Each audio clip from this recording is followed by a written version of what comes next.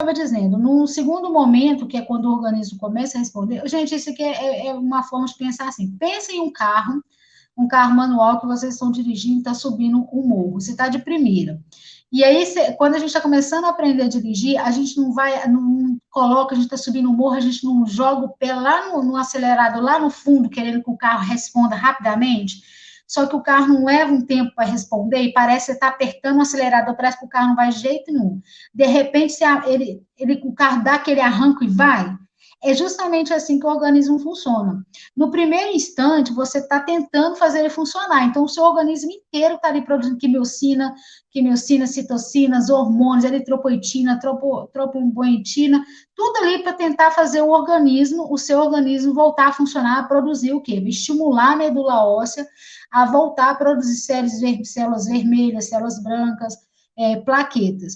Só que o que acontece? Isso só vai começar quando chegar no limiar. Essa produção só vai acontecer quando começar a chegar no limiar, quando tiver tudo o quê? Nivelado.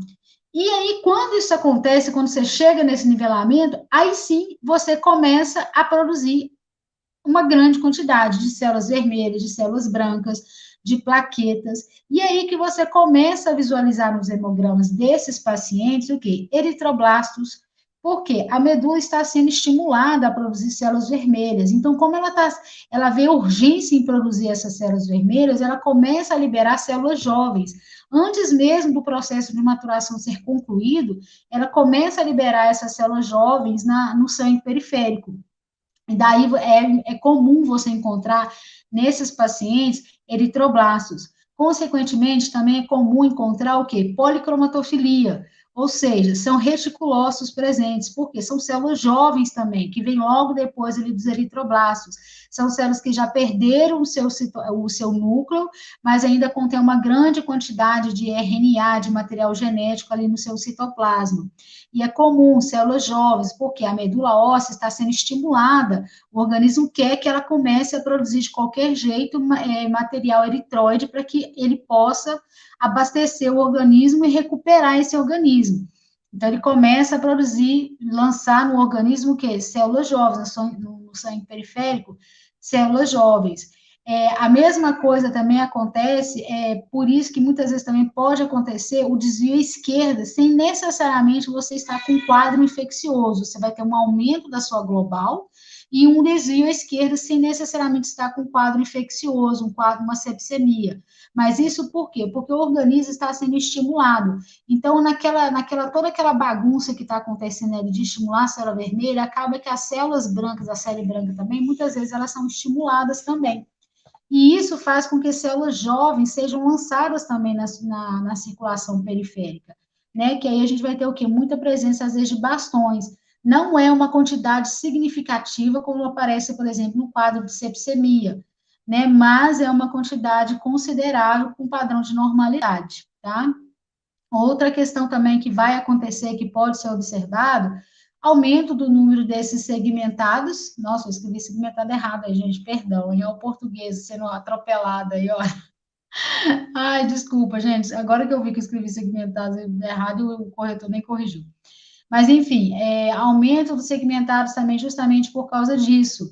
Por quê? Porque o organismo começa a estimular, a produzir, começa a liberar células no organismo, né? Mesmo que às vezes jovens e as células maduras também, aumentando o número de células. Acontece também o quê? Plaquetose. Por que que vai acontecer plaquetose? Porque o organismo, ele já estimulou, usou o que tinha que usar de plaqueta ali durante o processo para conter a hemorragia. Só que o organismo não entende, ele já liberou essas citocinas, todos esses hormônios que estão ali, a trombopoetina que está ali para ser liberada, que foi liberada, ela já foi liberada. Então, uma vez que ela já caiu na medula óssea, ela já estimulou a produção de plaquetas, mesmo que a hemorragia já tenha sido estancada, uma vez liberado, o organismo vai dar essa resposta e vai produzir essas plaquetas. Então, aí só que elas não serão consumidas, porque não tem onde elas serem consumidas, porque a hemorragia já foi contida. Aquele processo de hemorragia grave, onde a gente precisava do número considerável de plaquetas, já foi contido. Então, essas plaquetas, além de estar sendo produzidas em maior quantidade, elas também não estão sendo consumidas.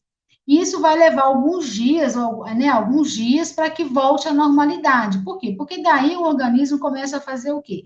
Começa a sequestrar essas plaquetas no baço, começa a destruí-las, ou elas começam a ser depositadas e armazenadas no pulmão, e a parte dela fica rodando ali na circulação periférica. Tudo isso, gente, é uma medida assim, é a segunda instante, é logo após o quadro grave de hemorragia. Isso é quando o paciente já começa a se recuperar.